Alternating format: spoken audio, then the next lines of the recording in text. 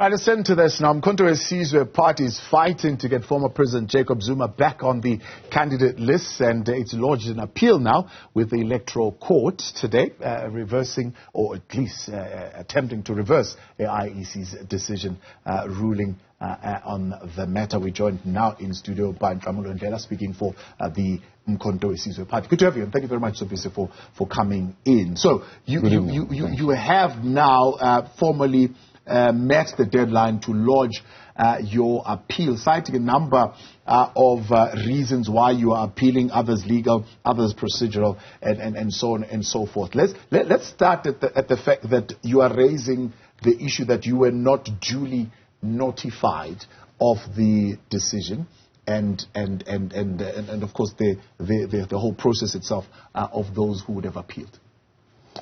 Well, thanks for that. I mean, I think what's important to note is that we had sent an email to the electoral court, especially the IEC, lodging the fact that we are going to appeal.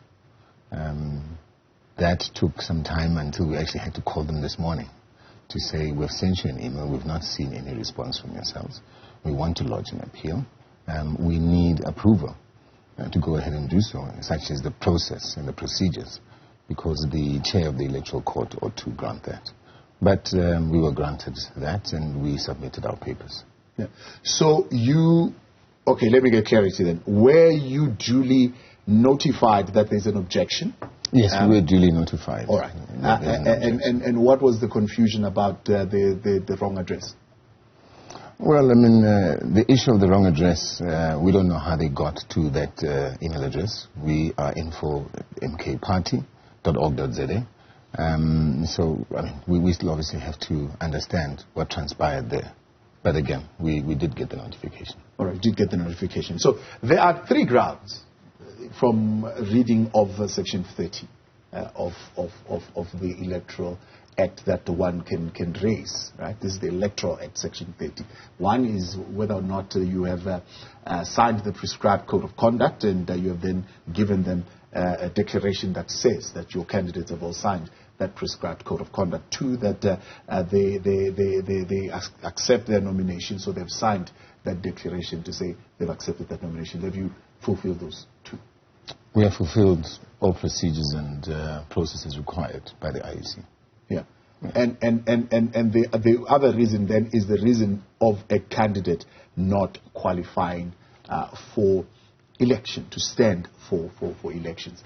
What is your big issue around that? Because it seems that is the reason why an objection was raised and why a decision was reached by the IEC to uphold that objection.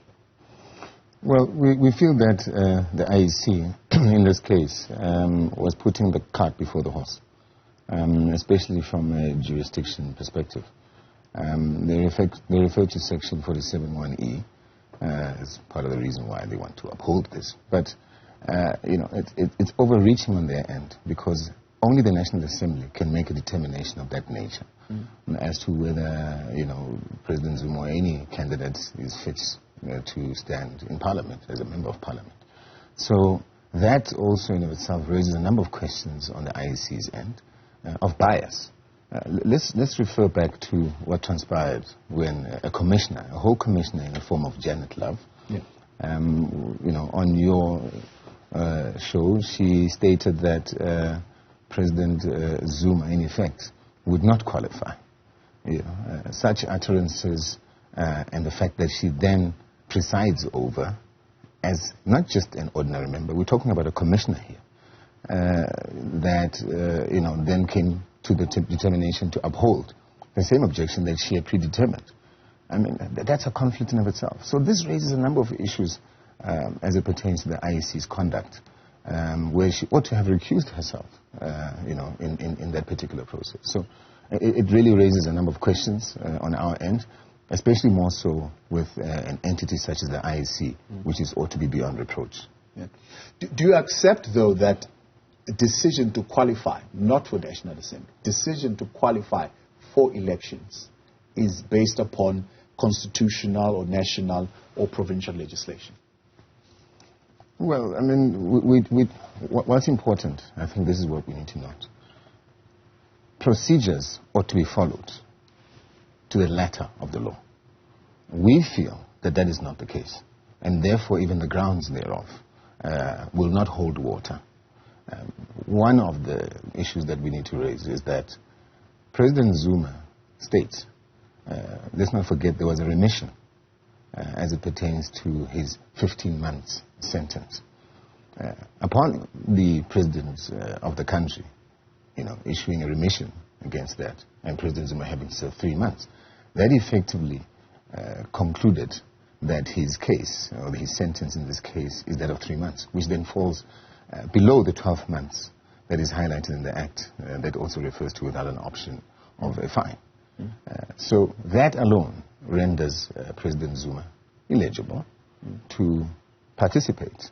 And that's part of the grounds that we've raised, over and above the issue of jurisdiction that I've also just touched on. Remember, let's also understand that President Zuma was not before a court of law. And Section 41(7)(e) also refers to the ability to appeal on the basis of you having gone through a proper court process. So President Zuma was not before the court. President Zuma is the only citizen in this country since 1994 in the so-called democratic state with the so-called globally recognized constitution that ends up being incarcerated without an option to appeal. Remember, if the Constitutional Court makes a judgment, it takes a judgment against you, which is in this case believed it's very unconstitutional, you don't have an option to appeal, because who do you appeal to? This is the apex court. It's the highest court in the land. So there's a lot of questionable applications of the law here, and therefore it's clear that it's total bias and politicking. And this lady justice has got eyes. Let's unpack that a little bit. Let's go firstly to what you're saying. I mean, if you read that section of the Constitution, it says an individual who would have been convicted and sentenced. It doesn't speak about whether you've served the time or not. Convicted and sentenced, but you should not read it in absentia of the rest of the provisions in that section. Remember, it still states 12 months without an option of a fine. Right. Yes. Or above 12 months. Or above 12 months. Yes. Yes. Which I've just responded to you. Yes. That in this case, President Zuma, by virtue of the remission and him having served 3 months, effectively reduces his case and the fact that his prison sentence was 3 months. Yeah, a remission, you're saying, reduces the sentence? Yes. Okay, that's what you'll be arguing. I suppose the electoral court will tell us if that argument is correct. Yes, the electoral court, not the IEC that is overreaching also in terms of 47(1)(e). Right. So you are saying you'll be going to the court to argue that a remission means the sentence has been reduced? Effectively. Okay. Let's talk then about the other issue that you are raising around the fact that you are seeing this as conflict of interest in terms of Commissioner Love being a part of it, right? The Commission will tell you that it's not a decision of one person. It's a panel of commissioners that are sitting and making this decision. Well, if it's a panel, this is not just any member of a panel. This is a commissioner we're referring to. And a commissioner that, quite honestly, if you now, in hindsight, look at what she had said in January, her utterances, totally go against the grain of what the IEC ought to be standing for, independence. This is not independence, this shows bias. That means she had a predetermined outcome in a view without knowing if there's even going to be an objection. Right. So it raises a number of issues to say, you firstly say that there's going to be this kind of outcome, which is predetermined, clearly. Then you sit in the same commission without recusing yourself, because now there is an objection that refers to the same grounds that you referred to in the beginning of the year. You don't recuse yourself. I mean, we just hope and we wish that that is not true in terms of our views of how this matter has unfolded. Do you think her recusal would have changed what the objection would have been? Well, we cannot, speculate. We're speaking based on facts that have transpired before us. No, but I'm saying, do you think the recusal would change what Section 47 of the Constitution says, what Section 30 of the Electoral Act says, what Section 27, subsection 2, subsection B says. The reality is the following. She sat in that commission. She made comments even before there was an objection. That's the reality we're faced with here. The law is the law. The law needs to be applied accordingly, and that's why we're following the letter of the law. So, as to whether it would have changed or not, I mean, I cannot say so at this point in time.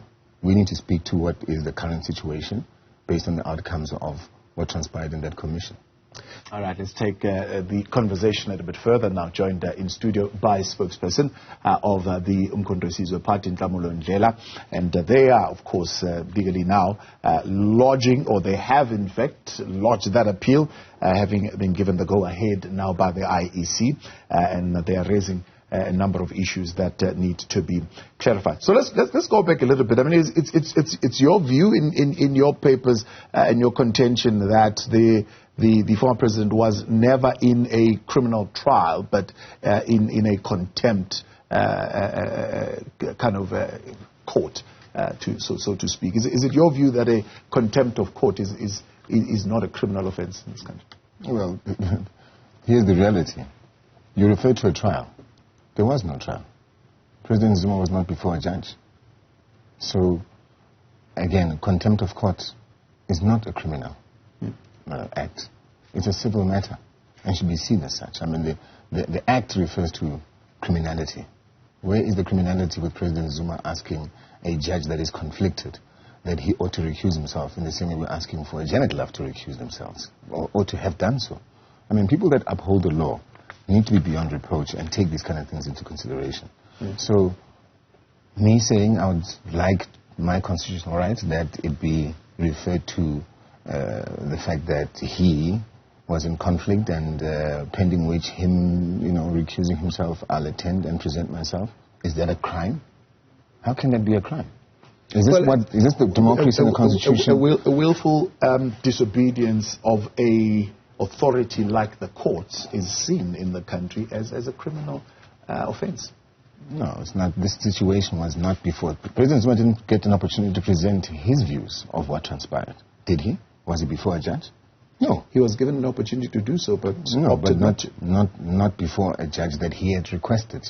Yeah. Is conflicted in this case. So that cannot be. So he did opt not to. No, there's a procedure. There's a procedure that you have to follow effectively. Which is stipulated in the Constitution, which was not followed in the former president, in the case of President Zuma. Let's say we accept that, and there is a court order. The court order is a direct authority of the court. Correct. Which he still chose to ignore. But was that a crime? In this country, it is. Willful disobedience of a court order. It is a criminal offense. I mean, we can't even refer that to a court. Yeah. I mean, there ought to be a specific process. You can't just, just issue a position without me having an opportunity to defend it. Yeah. That's where we're coming from here.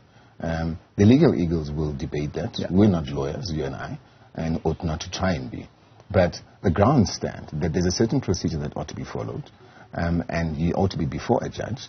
And why is it a crime to request for, that the person in this form of a Zondo recuse himself? I mean, that's punitive. Right. And that's where we're coming from. Let's talk then to the other issues that you're raising. I see in your court papers. You are even questioning, I think, the third respondent's objection. You're saying it's forgery, it's not authentic. Are you going to be pushing that particular leg of your argument? Well, the lawyers know what the strategy is. I'm not going to disclose that. That will be argued in court. But do you believe where you said that the objection could have been forged? The lawyers will address that in court. The lawyers will address it, but I'm asking you as Umkhonto weSizwe Party, do you believe? I mean, it's in your papers. You're saying that. Indeed, but why would I want to disclose what the lawyers and preempt what they're going to say? I know what's going to happen. I'm not going to disclose it here. That's part of the merits of why we've submitted an appeal in the first place. Let's leave that to the lawyers. The time will come where you'll get your answer. Okay, let's talk then about what happens when you don't get your way in the electoral court. I mean, you literally have very limited time to be going back and forth in courts with this particular matter. Do you have a substitute candidate? Well, we'll be talking in hindsight here. But look, again, we know what we're going to do. One thing that I need to make very clear, is that we've said as a party that the leadership of the party will not be deployed to government, as in the form of ministers. President Zuma in this case would be a special case. Well, were he to get there, or were he to go there. But the reality is the following. And the reason I'm raising the fact that the leadership of the party is not going to be ministers of the party, because we need to hold them accountable. That's the first thing. What is important to also note, with me having said that, is that even if President Zuma makes a decision, because remember there's also risks associated with him being a member of parliament, one of those being referred to his benefits. President Zuma will take that decision at that point in time. But it doesn't mean that by President Zuma, being the president of the party, for instance in this case, would not be holding whichever president, if there is a president that he believes is the rightful person and candidate that will represent the party and the country, will not be held accountable by the party. So in effect, whether people are like it or not, that are his adversaries, President Zuma will still be in power. And will drive the same. It's a confusing thing, I suppose deliberately so for his adversaries. But what about the electorate? When you say this leadership is not going to be the leadership that is going to be the one that carries out the manifesto of the party, so to speak, in Parliament, who will? Well, there's a lot of South Africans that are highly competent. And that's the one thing about Mkhonto as a party. We have got a lot of depth in this country. There's a lot of people who are very highly skilled, who have shied away from government because it's so politically driven. We're saying, let's give a lot of South Africans, new South Africans, an opportunity to lead here. Trusted South Africans who will be trusted by the public. Our responsibility in this case, a political party, is to come with an approach that says, we are going to hold you accountable to deliver on these policies as ministers. You see, you can't speak as a person and a custodian of the policies and be a minister and supposed to implement it. And then you're playing, it's a referee and player situation. So that's why that's the problem that we find in today's current government. That the ministers, make decisions over there and then they come back and lobby their ill-fated decisions within a party structure. That can't work. We need to hold you accountable. That's why they're sitting with policies that are rotting in a book, instead of them being implemented. Where's the Reserve Bank being nationalized? When are they going to do it? So there's a distinction between political heads who are custodians of policy and there is accounting officers who are administrators that need to carry out the things that need to be done. So you're saying, how do you strike that balance? No, but there's accounting authorities, there's executive authorities in the form of ministers, and there's accounting officers in the form of DGs. We're talking about people we're going to deploy there. We're going to carry a political mandate. Remember, when you're a minister, you're there to ensure that the policies are implemented. So we're going to hold them accountable to ensure that they implement on those policies of the party that are predetermined, in this case, by the people, hence the people's mandate. So that is going to be their Bible. The current situation where the ministers are lackluster because they fraternize with each other, at a government level and then also at an NEC level, and not being held accountable and protecting each other is not going to fly. And that's exactly why we sit in this situation. And also, it then eliminates the element of corruption, because not thinking that, if you are caught with your hands in the cookie jar, your party will protect you. No, we can't afford that. We're taking a strict line of saying you're accountable to the people. We will hold you accountable in terms of the portfolio that we deploy you to, and you ought to deliver and implement those policies that have been requested by the people as per the people's mandate. Nhlamulo, quick one before I let you go. The issue of the protection of your campaigner, Jacob Zuma. Did you raise it sharply with the Minister of Police, and what response have you received?